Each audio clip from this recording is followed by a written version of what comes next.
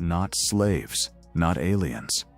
Recently, a very advanced robot was able to explore the deepest shafts of the Great Pyramid, but the most terrifying discovery didn't come from a camera. It came from a single question that forced its way back to the surface. Who carved the shape of a modern aircraft into stone thousands of years before the Wright brothers ever left the ground? Not slaves, not aliens. For over a century, the world has been trapped between two impossible answers, and a fresh wave of analysis has forced this strange little puzzle back to the surface, because the true story is stranger than either legend you've been told. So let's explain it. It begins in the rainforests of Colombia, in the valley of the Middle Cauca River, where a pre-Columbian people known as the Quimbaya once lived. They were master goldsmiths, working gold and a gold-copper alloy called tumbaga, with astonishing precision somewhere between 500 BCE and 600 CE. Then, centuries ago, their civilization faded, leaving their finest work buried with their dead. In 1890, looters broke into two elite tombs near the town of Finlandia and pulled out a hoard now known as the Quimbaya treasure. Hundreds of tiny gold figurines, most no more than 2 to 3 inches long. Most of them are easy to explain. Fish, frogs, reptiles, birds, the animals these people saw every day. But a small handful, somewhere around a dozen to 20 of them, refused to fit. These objects have swept back, delta-shaped wings, a tapered fuselage, and most troubling of all, an upright vertical tail fin. And here is why that single detail matters so much. In engineering, that upright fin is called a rudder, and it is the part that steers an aircraft. There is no bird, no insect, no fish alive whose tail stands straight up like that. Worse, on these gold models, the wings are mounted low on the body, beneath the center line, exactly where you find them on a modern jet or a space shuttle, and nowhere in nature. For decades, that was just a curiosity. Then, in 1994, two German aeronautical enthusiasts named Peter Belting and Konrad Lubbers decided to stop arguing and start testing. They built scaled-up, radio-controlled replicas of two of these Quimbaya figures. They added an engine and landing gear, but they did not touch the ancient geometry. The wings, the fuselage, the fin were left exactly as the goldsmiths had shaped them. And the models flew. Not clumsily, not barely. They reportedly demonstrated stable, controlled flight, taking off, banking, and landing, as if they had been designed in a wind tunnel. That is the number that fuels every theory you have ever heard about ancient flight. But before we let it carry us away, we have to be honest about what the evidence actually says, and that is where the temple in Egypt comes in. Around 550 kilometers south of Cairo stands the Temple of Seti I at Abydos, one of the most sacred sites in all of ancient Egypt. Its walls are covered in hieroglyphics, and on one ceiling beam high above the visitors, there is a cluster of carvings that stops people cold. One shape looks unmistakably like a helicopter, complete with rotor and tail. Beside it, forms that resemble a submarine, a fighter jet, even something like a tank. These are the images that launched 1,000 videos.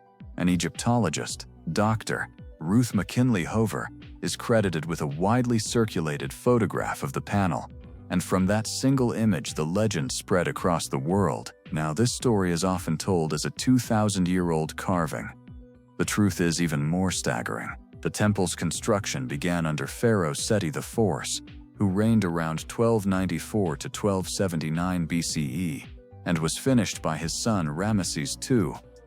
That makes these carvings not 2,000 but over 3,000 years old, older than the legend even claimed. And this is where Elon Musk enters the story.